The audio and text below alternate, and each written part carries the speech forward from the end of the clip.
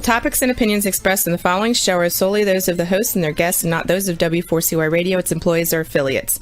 We make no recommendations or endorsements for radio show programs, services, or products mentioned on air or on our web. No liability, explicit or implied, shall be extended to W4CY Radio or its employees or affiliates. Any questions or comments should be directed to those show hosts. Thank you for choosing W4CY Radio.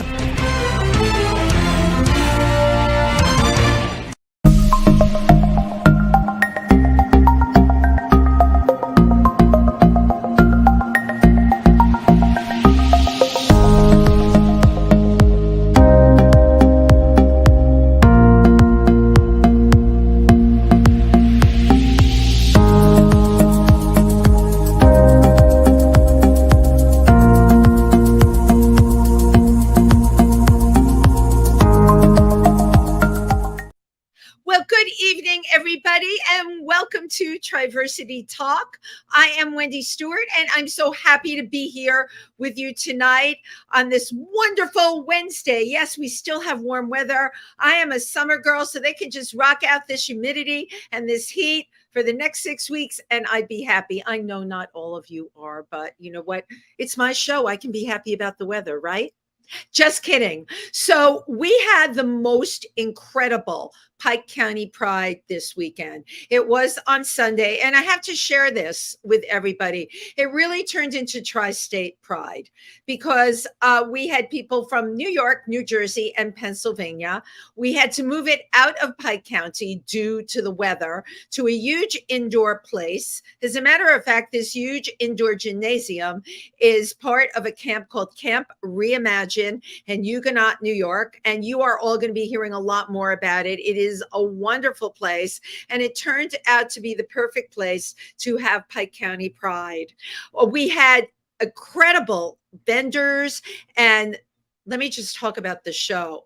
Musicians and the drag performances were just amazing.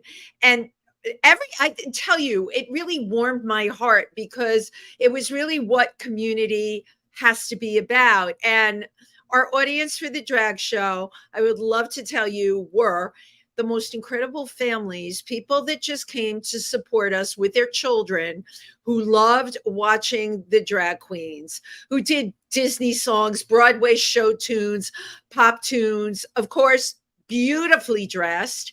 And these little kids were getting up there. They were dancing. They were laughing. They were smiling. One of the kids yells out, "I love you."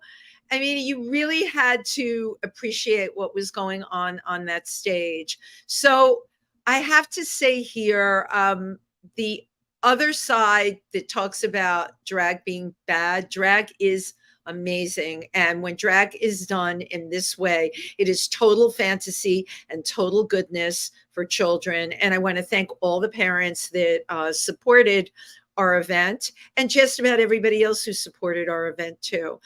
Stay tuned for more things at Camp Reimagined. At October 28th and 29th is our next event, which is going to be 50 Shades of Gay on October 28th, followed by a dance party. We're very much excited. And if you go to our Triversity page on Facebook, you will see it's a whole entire weekend, and you can find out how to order tickets. And if you want to stay the night, I can tell you the accommodations are beautiful. I toured the place myself, of course, with the cast of our show, and you would just have an amazing time. And think of what the fall is going to be like in Huguenot, New York, upstate New York. That last weekend in October, it's Halloween weekend, a very special weekend to begin with. So we do hope that you'll join us. Again, check out our Facebook page, Triversity, the Pride Center, and you'll get all your information there. And of course, anyone that knows me can always reach out. So one of the most wonderful things that happened from our event this Sunday is I've got to see this incredible magical person perform. I've seen her work before, but there is something very special about our guest. She's New Jersey's Japanese theater princess. That's what she likes to call herself. And she considers herself a Broadway diva through and through. How about that? I just think she's tremendously talented. And the way she does her costuming, which we're going to talk about during the show, is absolutely explosive. She's amazing. She's Mimi Sashimi. Thank you so much for having me. Oh my God. And there you are, all pretty. First of all, before we get into anything, let's talk about this hat. I love the hat. Thank you. Thank you so much. So when you put your head down, I noticed that the hat, yes, coordinates with the dress that you have on. Yes, absolutely. It also, I did make a purse that matches the same fabric. This costume is actually really fun. The last time I actually went to Hawaii, where my family's from, I bought a whole bunch of fabric and I brought it all back to make costumes. And we're actually planning on going back again this July, and I'm going to be bringing way more money and then buying way more fabric. So that is something really cool. What made the fabric that you could find in Hawaii so special? Well, there's actually a really interesting thing about Hawaiian specific fabric. It's all the beautiful like colors and patterns and textures and everything is very specific to the fabric that's produced on the islands in Hawaii. But because of how much export tax is, they can't really afford to ship it out and make enough money, money back. So if you ever need Hawaiian fabric, the best way to get it is to go to the islands. That's why the fabric there is so unique. And so I always take advantage of that by having my family send as much as possible, and then I'll pay them back the money, or going in person and then buying as much as I can to last through until my next trip. Wow. Well, you know what, Mimi? Now I know who I can hit up for Hawaiian fabric. This is great. You're a whole new source. Mom has been traipsing up and down the garment center in Manhattan looking for those gorgeous tropical prints. Same. They were probably on everybody, but if I got them from Hawaii, they would be very unique. That's probably one of the things you love about it too. It's amazing. It's like going into any fabric store. It's just walls and walls and walls of beautiful prints and florals and colors. And I just want one of everything. I love learning this about you because I did notice, I went through your Instagram page. You have a lot of your costumes on there. And I noticed you've got these gorgeous florals and tropical colors that are very different than a lot of the other girls that are out there. So now we know your secret. So yep, that's it. You sew these things up yourself? Yep. I have been sewing professionally ever since 2019, 2020. But I've been sewing and like teaching myself and practicing ever since I was 9 or 10 years old. It's sort of a family trade, actually, going back to my family used to be in Hawaii on Oahu. And the reason why we live up here in New Jersey is because my grandfather back in the 30s moved up here to pursue suit making and garment construction. So that was where the work was, and we've just stayed there ever since. So sewing is just kind of run in my family. So it runs in your family. Now, did your grandfather have his own business? He did not have his own business, but he was one of the top seamsters at his company. He was professional in pattern making and suit designing. Can you tell us who we were? I mean, so I work in the garment center. That's one of the things I do. I do fit modeling. So can you tell us the name of where he worked? I might know. I'm not exactly sure where he worked, but his name was George Teruo Hara. And this very Asian names in my family. Well, this incredible talent has been passed down to you, which is, so your mom probably sews too. And do you have sisters or brothers that sew? I'm the only one of my siblings that does sew, at least to the extent that I do. My parents do have a general knowledge of like if they would needed to fix a button or something, but yes, I'm the first one in my family since my grandfather to take it as seriously and professionally. Wow. Your mom has got to be really, I mean, your costumes are really off the hook. They're gorgeous. And so I think what I love about your whole style, it's very fairy princess. There's absolutely. Yeah. So what is it about fairy? I'm a big fairy princess girl. What is it about fairy princesses that attract you? I was definitely just one of those Disney kids. I always would obsess over Disney movies. I love Disney princesses. I love the way that it creates a fantasy that you can just lose yourself in and forget all the troubles of the world. And so Disney fairy tales have always just been so important to me. I like to Right. incorporate that as much into my drag as possible. Wow. And I have to say that it's definitely a unique style. Every drag performer needs to have, they've all got to have a hook, right? You got to have a gimmick. And yours is just beautiful. And when I looked at your Instagram page, I just kept strolling through personally because I loved all of it. I love that whole fairy princess kind of thing for the same reason you do. No matter what's going on in the world, you can absorb yourself into a Disney fairy tale. And in your case, create clothes that would be in a Disney fairy tale. I was named after Wendy from Peter Pan. So I know, right? And I really do live up to that name. And I have a really good friend, Jack, who really is Peter Pan. And I know a lot of Lost Boys. So you know what? It just all works out for me. So growing up, you grew up in New Jersey or you started out in Hawaii? I was born and raised in New Jersey. I was born in Hackensack and then grew up in Bergen County. And then around the same time I started learning how to sew, we moved up here to Sussex County. Wow. It's a far cry from Hawaii, Mimi. Oh, yeah. We are only able to really afford to go back every 5 years. But when we do, it's a huge family reunion. I have almost 200 relatives and cousins and aunties and nephews and nieces, all that still live on the island. So it's the only time I really get to ever see them. Now, are they all in Oahu, or was some of them on the Big Island or Maui? They're mostly split up between Oahu and Big Island.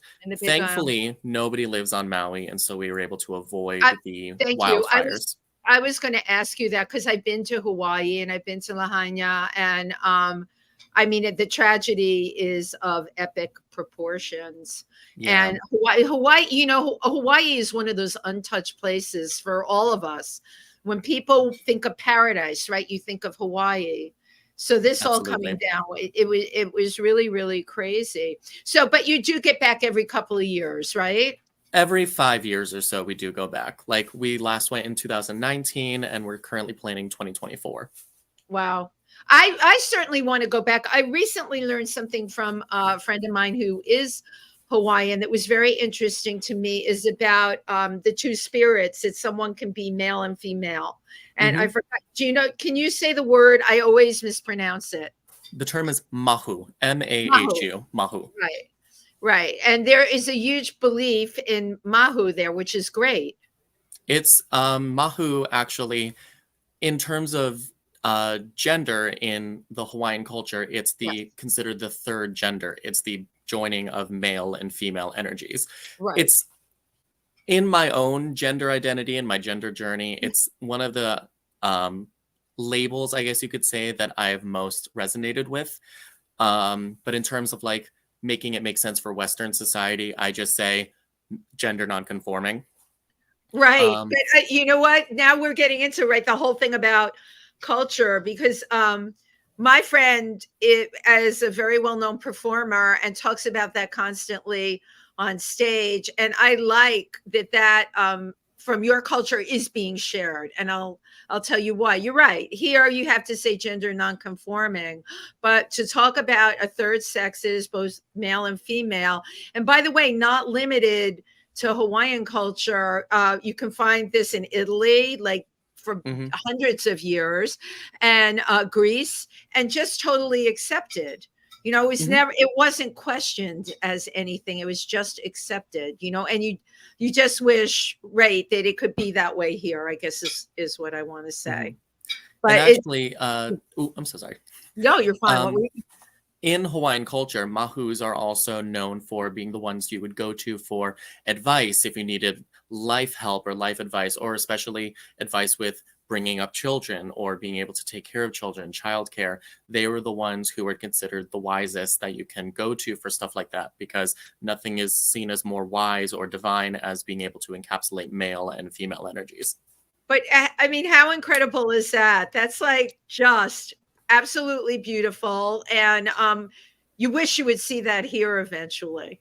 Absolutely. It's gonna take a lot of evolutions I think, in this country to have that happen. So you, I know in particular you want to use your drag performance and artistry, because you are, the way you move, you're an artist. Every drag performer moves differently, but the thing about you, and I was watching you perform at the show, you encompass an artistry and a movement in your entire body. How do you want to use drag to raise awareness for the Asian LGBTQ community? Well, I feel that just by doing what I'm doing, just the fact that I am having my name put out there and everything is showing that just because I may be LGBT or just because I may be Asian American doesn't mean that I can't have the same experiences and the same stories as other people who Absolutely. are more represented in the media. That's one of the reasons why I created his Cinderella Story, the film that we will be discussing, because I figured as a queer person of color who did drag, it was important to show that somebody like me can also live out a fairy tale. You don't have to be straight. You don't have to be white. You don't have to be European. You can be a queer, mahu, LGBT person. Right. Who's a person of color. And you decided to make a film about it. This was your first film, right? This is the first film I ever produced. It wasn't the first film I ever acted in, though. So how long have you been in film for? When did you start doing that? The first film, it was an independent film that I was in. It was called The Divine. I still have no idea how the title relates to the plot. It was about. I was going to ask you what was divine about it. It was a production of Shakespeare. It was about a high school production of Shakespeare. Still don't know what the link was from the storyline to the plot. I don't know. I didn't write it, but it was my first time working on film. From then, up until that point, I had only done live theater, whether it was community theater, high school productions, a couple of regional things thrown in there in my resume. But afterwards, I had been bitten by the bug, basically, and wanted to produce my own. And in quarantine, I wrote a screenplay for a film that I figured in a few years I'll be able to write.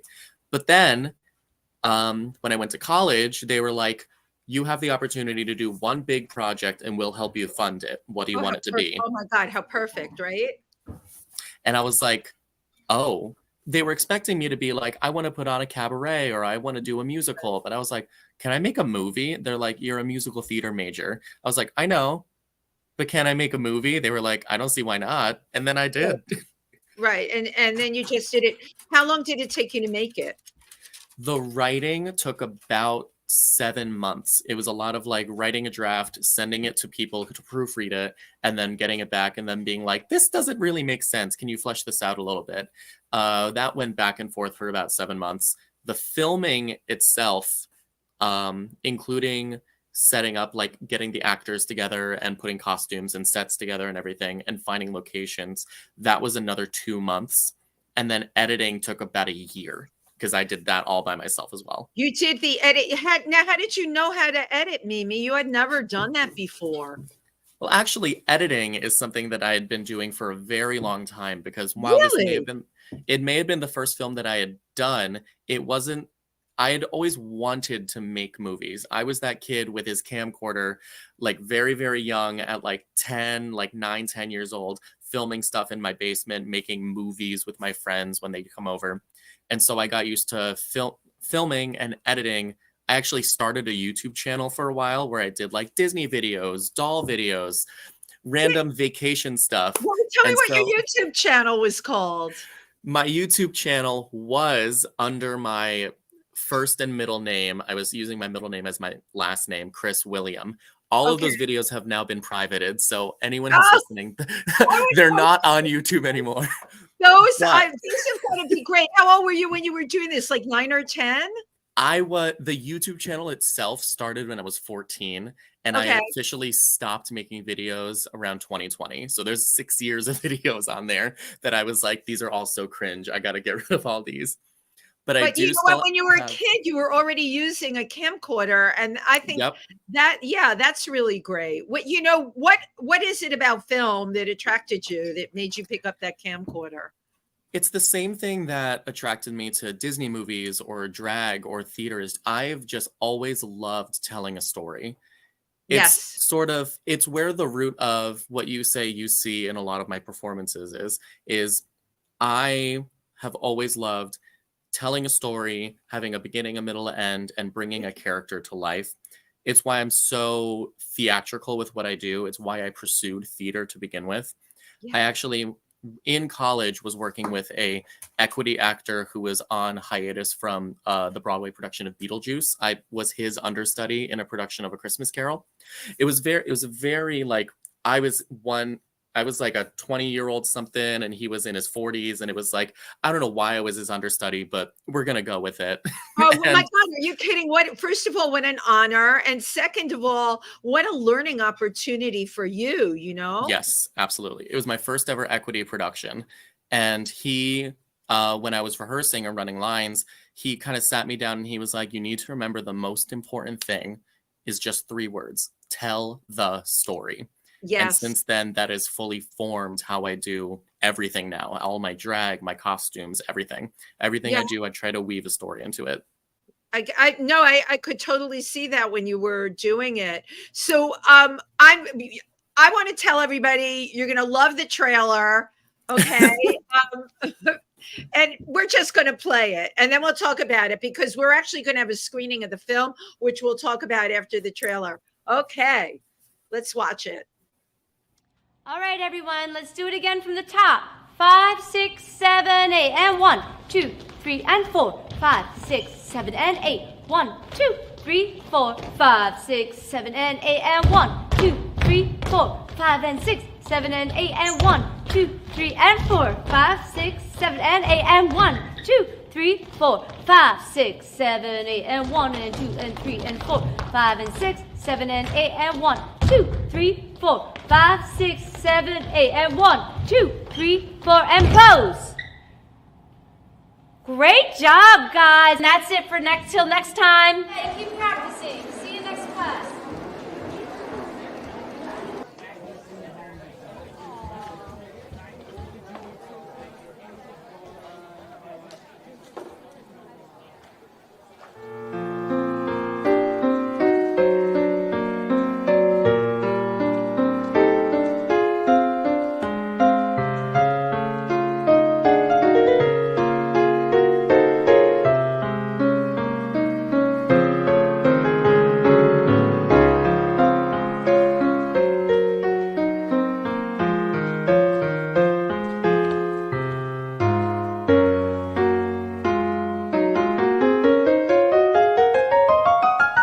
Missing something?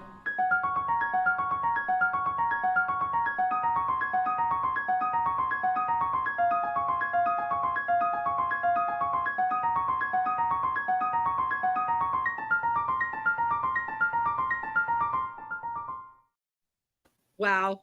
Wow. So, now I'm so anticipating this. Now I want to know what happens next, but you can't tell us, okay? Because we're going to be screening this film at the LGBTQ Center in Milford called Triversity. And we're right in town on East Hartford Street. That will be September 24th at 2:00. So, and I think I told them at Triversity I would like to do the moderating and do the Q&A after because why not, right? So you took fairy tale that we all know and love. So there's your love of Disney, and you turned it into your own personal story. Mm-hmm. Did you actually experience something like this, or was it a fantasy without giving away what it's about? Well, okay. So I originally wrote it, and now that it's been well over a year since it originally premiered, and all the mystery has been sort of gone away with like the behind the scenes of stuff. I wrote it because I just wanted to wear a pretty dress and have a dance sequence. Everything else was written around it. Calling a spade a spade. Well, that's great. Calling a spade a spade. That's exactly why I did. Anything else? I just love that. I could see creating a film to do that. Well, yeah, and you made the whole film around it. But yeah, pulled a lot of stuff for both male leads. I pulled different parts of myself into them. For one of the characters, I pulled how much I wanted to do drag and wanted to perform and wanted to get my name out there and wanted to have my big break. But then for the other character, I wrote about how frustrated I was with the area that I lived and the college that I was going to, because I split colleges. I did my first 2 years at one and my second 2 years at another. I was going to ask you, can you just name the college that you went to? I went to Centenary University. That is the school that helped me produce this film. And before that, I did Sussex County Community College. Oh, yeah, I know Sussex Community College. So you finished up at the other school, and they were instrumental in you being able to do this film, which is wonderful. At the second college, yes, Centenary, their thesis program and their thesis project that they set us up for really helped me be able to produce this film. Of course. When you were developing your characters, did you base them on people that you knew, or you could do whatever you want? How did you come about the specific characters in the film? Well, as a Cinderella story, I had to make sure that there were characters that represented different quintessential pieces of a Cinderella story. The only ones I left out were the stepmother and the stepsisters, because it would have padded out the movie to about an hour and a half if I had added in that storyline. I did toy with it for a little bit. Maybe if there's a sequel, I'll do that. But I would think in my life, they say write what you know. So I thought, who do I know who could be a good representative and like model for a fairy godmother, and who would be a good model for a prince, and who would be a good model for the sidekick, who ended up also being the fairy godmother. There was a lot of pulling from people that I knew in my life and thinking, what would they say in this situation? What would they do in this situation? And in fact, when I got the actors to play those characters, after filming, I finally got them to meet up, and they were like, we're the same person. And I'm like, I know. That's why I cast you. Right. You know what? That's really funny, because you're right, because films are not shot in sequence, right? And people have their own schedule that you adhere to for the characters. Sometimes you can be in a film with like your friends and not even know that they were in that film because you shot on a totally different day. That's very, very funny.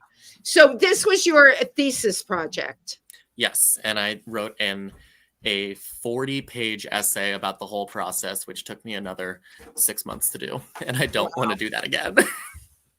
Wow. Yeah. Well, but this is the thing. Okay. This was your first really feature, right? Out of the bag. You did it as part of a thesis project. You did it in college. I know so many independent filmmakers, and I got to tell you, once they get rocking and rolling, sometimes this is going to make you cringe, but you know what? You got it like 3 weeks, start to finish, soup to nuts, especially with indie films, because you got to keep, you have to keep the costs down. So when your film was finished, did you enter it in film festivals? I entered it into 2 film festivals. I had immediately after filming that show, like after filming and premiering it, I had immediately gone into rehearsals for my final senior musical, which was Head Over Heels. And then after that, I did see that. Yes, go on. And then after that, also going to like summer stock and graduation. And so the time period to submit the film into festivals, I kind of missed my window. But I was able to successfully submit it into 2. I got accepted into 1. The other one I did not get accepted. And I actually had my first screening of that about 7 months ago. Wow. Where was that? Where did you have that? That was the Alpha Arts Film Festival. Okay. And where is that located? I believe it's located in Newton, New Jersey, or that might have just been a screening. I'm not sure where the actual festival itself is. The film itself is 36 minutes. So here's some advice from Mama Wendy, who does make documentaries. It's not over yet. The look back period of when you can put those films in, it varies per festival. You can go back as long as 4 years. I've even seen ones. Yeah. So did you do this through Film Freeway? Yes. Okay. just when you get a chance, just go on there, because I have a friend who's been on this show who was trans, Francisco, who now became Frank. That's a long story, and Frank will be a guest on the show again. But Frank is a filmmaker, and it just amazes me. Continues, like, Frank must have entered something like over 100 film festivals with film Happy Trans Girl Like Me, that I believe was made 3 or 4 years ago. Just never stopped entering it into festivals. You know, it costs you, right?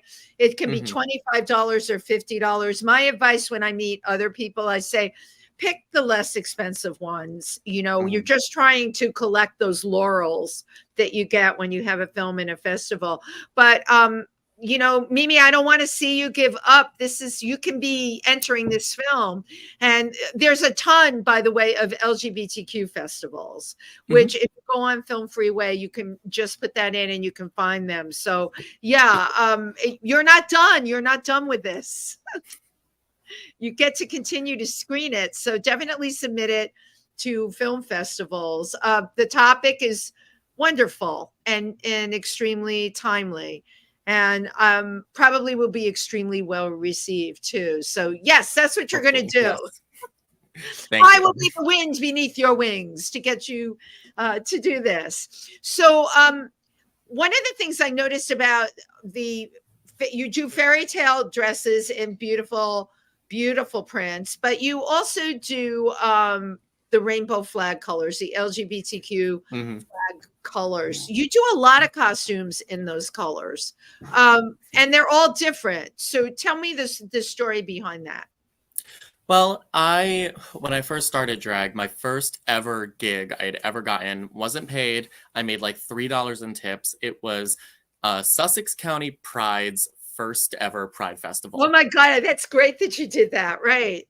That was my first ever, and I was like, I need something rainbow. And so I made like a tube top, the red tube top, and then a rainbow skirt with, I think it was like tablecloths or something. I bought like one in every 6 colors. That's smart. Right. And then from that, the next year was like, okay, I need to make something rainbow, but I needed to make it bigger. And then every year since then, I've tried to one-up myself from the year before at Pride. And it's now gotten to the point where my Pride season is like Mariah Carey's Christmas, where where my biggest costumes come out, my biggest bookings come out. I make the most money during that season, as most drag queens do. Of course. But it's now become like queens that I know and I work with. Now it becomes an annual thing of like, okay, what's Mimi's Pride costume this year? What's it going to be? What's it going to be? Yeah, you have to keep upping it too, right? It's like you have to top the year before because everyone's watching. And so this year was the craziest costume, not just Pride costume, but costume I've ever made. You have to tell us about it. Tell me what it looked like. Well, if you would like a visual reference, it's on my Instagram, link down here. And it is the one that I actually wore to Pike County Pride. It's a steel-boned corset with rainbow ribbons going down the chest. It has puffs on the shoulders that are rainbow, and then a 9-foot-long giant skirt, which is about, I think it was about 70 yards of fabric that I put into that. And I did not wear this for Pike County Pride, but I made a fascinator, just like my iconic hair flower, which is another Hawaiian thing. But I had 6 giant ostrich feathers plumes coming off of it. Gorgeous. And the entire costume was more money than I've spent on normally that I would spend on like 5 costumes. It was like a serious investment I put in. At Pike County Pride, that was absolutely blow away. Like I've never seen the train and the way it moved. You put a video up of you moving in it, which was I wanted to see somebody come out from under the train. Like that train was so fierce, somebody could be living underneath it. Absolutely, absolutely gorgeous, really. Thank you. Well worth the money and the effort that you put into it. But I looked at that and I said to myself, my gosh, Mimi Sashimi needs to be on RuPaul's Drag Race. So what's the plan? As for RuPaul's Drag Race, as of right now, I have not been auditioning. I am a very firm believer in it's one of my favorite drag queens of all time, if not my favorite drag queen of all time, is Sasha Colby, also a native of Hawaii. And she is a legend in the drag community and always has been. But when she was asked why she waited until season 15 to audition, it's because she said, I imagined I was surfing and I was waiting for my wave. Wow. And so that is the way that I have been seeing it too, is I will know in like deep in my gut, in my heart of hearts, when it's the exact time for me to audition. And so I'm waiting until I have that gut feeling. Right. And you know what? That's exactly what you should do. Nobody can tell you that. That's exactly what you should do. And I mean, you know, in terms of all your performance pieces, I look through a lot of what you've done and the costuming and everything. Yeah, you'll know when it's totally the right time. But you have an incredible body of work, and your makeup, your costuming, all of it is just absolutely beautiful. Thank you. I really appreciate it. Now, you have a dream to have your own theater company. Yes, I do. Wait, so see, I'm going to put all the pressure on. What's the plan, Mimi Sashimi? What's the plan? Oh, you sound like my dad. No, I'm just joking. I'm not about that. I'm just joking with you. But no. But actually, speaking of my parents have always been very supportive. I'm very blessed to have these parents. And you're very lucky.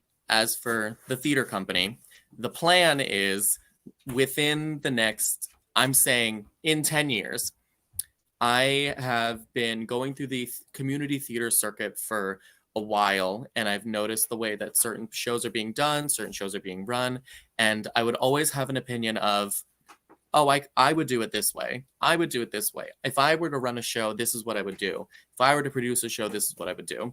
And so I figured once I finally have the financial stability to start something like that, I'm going to invest in a theater company where I can produce LGBT shows starring primarily people of color, even doing original shows, because I have such a passion for producing original work and creating original work that I want to help do that for other people. In the same way that I was able to create this film, I want people to create their own original plays, original musicals, original cabaret shows. I want to be able to help bring a platform to people who want to represent the underrepresented. Right. And that makes you a director and producer, okay, which is something you have a lot of experience in already from everything that you've done. So once again, it's just, it's just a matter of time. You mentioned financial stability, and that's something I talk with a lot about with performers. What would it take for you to be financially stable? Would you have to have a day job? Would there be a career that's connected to drag? Like, what would it take for you to have that stability? Well, I'm currently trying to be very ambitious and save up for a house right now. So once I'm able to, I know, crazy, a drag queen trying to save up for a house. I know this is a film. You've got my wheels turning right now. This is a film. Oh my God, good for you. And you're young and you want to save for, that's very impressive. Well, I do also, along with drag, I also do work full time. I am not just a seamstress by doing my own costumes. I have been working professionally as a seamstress since 2019. I actually just celebrated my 4-year anniversary yesterday at my job. Wow. That's great. So let's just say the seamstress runs true in your family from your grandfather to you. What an incredible skill. And the seamstress skill will allow you not only to create your own costumes, you'll be able to create costumes for other people, for which they will pay a lot of money. Your work is incredible. So you know what, Mimi, you really do have a plan. Good for you. My God, a house at such a young age. At your age, I was at Studio 54. I just couldn't have wrapped my head around a house. But you know what? Good for you. What do you look for in your relationships? Define relationships. Yeah. And what do you want in a relationship?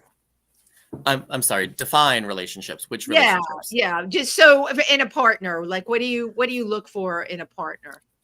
I Well, I guess I am single. So in a romantic partner, I look for somebody who's like someone who's grounded.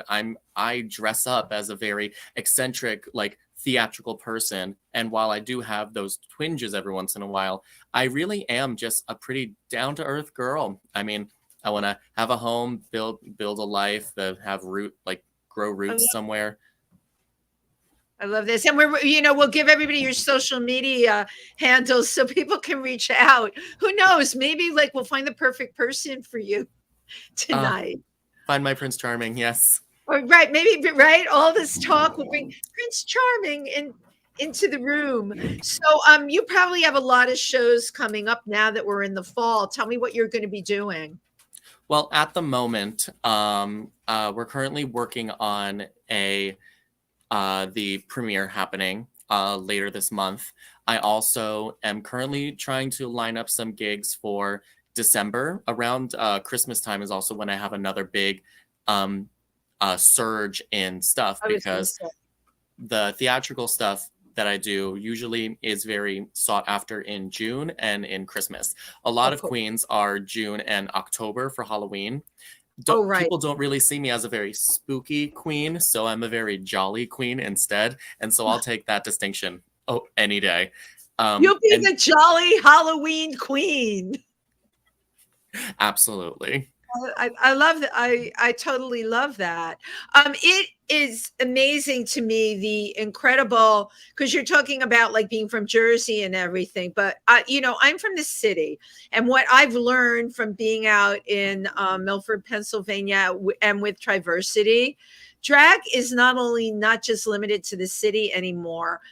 The show that I saw on Sunday and the talent in it was on a par to anything I've ever seen in New York. And a big shout out to everybody who was in that show. Of course, Belle Pepper, who helmed the wheel, who's amazing. I remember when she started doing drag, but she's the show that you all put on was a great show. And it would have been a great show if you did it in New York or LA or New Jersey or anywhere. And that to me is what's changed. You know what I'm saying? People used to get their feet wet in their small towns and want to all come to New York. I don't think it's that way anymore. I mean, you all seem to be working so much. You do brunches, drag bingos, shows in various venues. I think you can stay very busy and not have the hassle of the city, Mm-hmm. And then when you're ready, like you said, then you can get yourself to audition for RuPaul's Drag Race if you choose. But there's such fertile ground now outside of New York. I mean, drag is happening all over the country. I can't think of better places than to permeate this country right now with drag culture.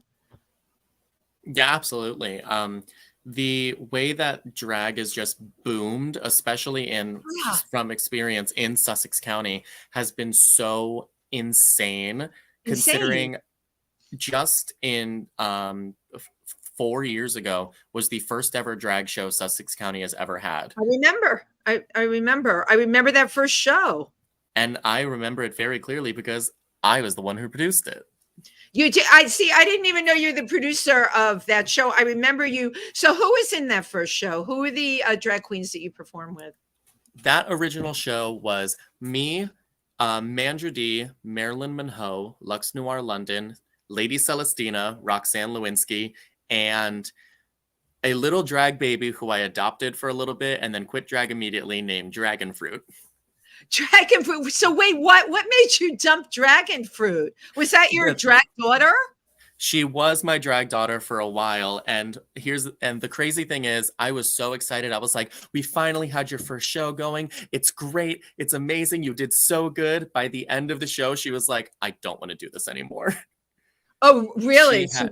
Wow. She had crazy stage fright at the time. And she's told me since then that she has wanted to get back into it. But I'm just going to leave that up to her. Yeah, you really have to, because the thing about doing drag, as you know, it's not even just about standing on the stage anymore. When you do these smaller rooms, you all go out into the audience, you go up to Hmm. people. Um, being in theater is actually a different thing because you're on a stage, so you have that, fourth wall. But with what drag is, you have to be able to go out there and put it out there and interact, and that's not for everybody. Yeah, and I did tell her, I was like, you are more than welcome to come back into it, drop out of it, do whatever you want. It's supposed to be fun. That's the whole reason why we do Right. this, is it's supposed to be fun. Right. And as it should be. I have to say, and you'll agree, we had such a mixed audience on Sunday. And one thing, Oh I yeah. just looked around the room, even people that weren't sitting, the ones standing, they all had a smile on their face. How very cool to be able to do that. Absolutely. It was so fun, and it was my second favorite Pride that I did that entire year.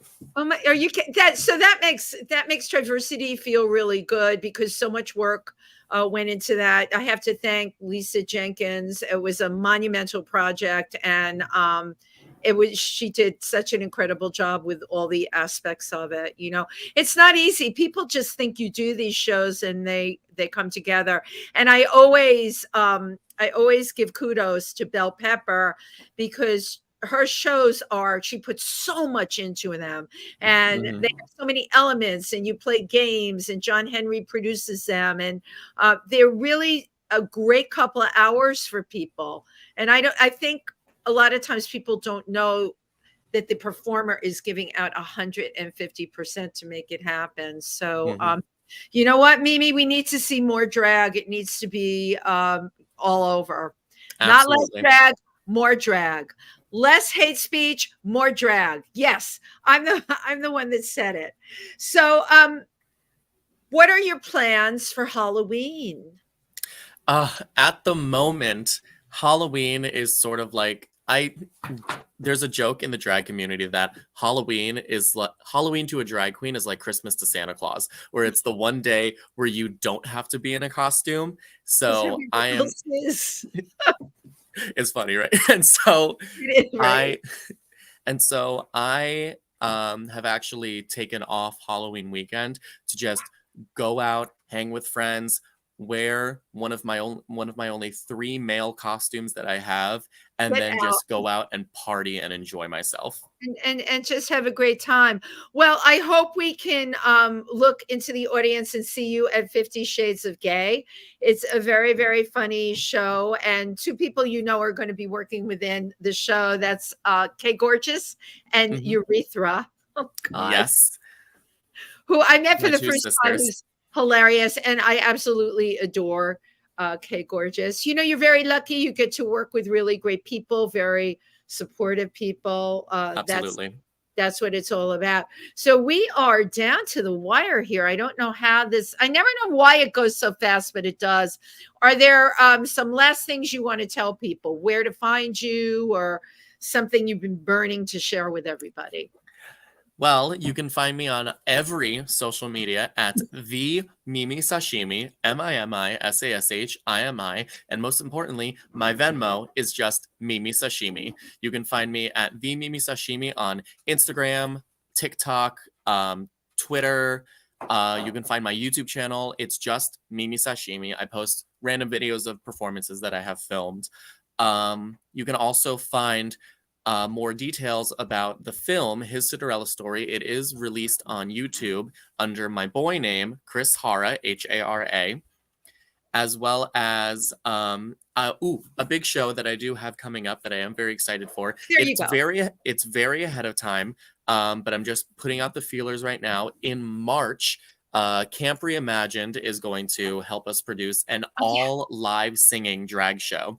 It'll be me and a couple other queens who are very, very talented vocalists. And we're going to be doing musical theater, pop, opera. We're going to be doing just the whole spectrum of live vocal performance. And that one's going to be very, very exciting. Well, I'm totally there for that. I heard talk of that, and that would be great. You and Black Cherry, and you all amazing trained voices, and yeah, people need to hear that. Well, I can't thank you enough for being on the show. And oh, we're right down to the last minute. I always take a picture, so say cheese, and one more. Well, there you go.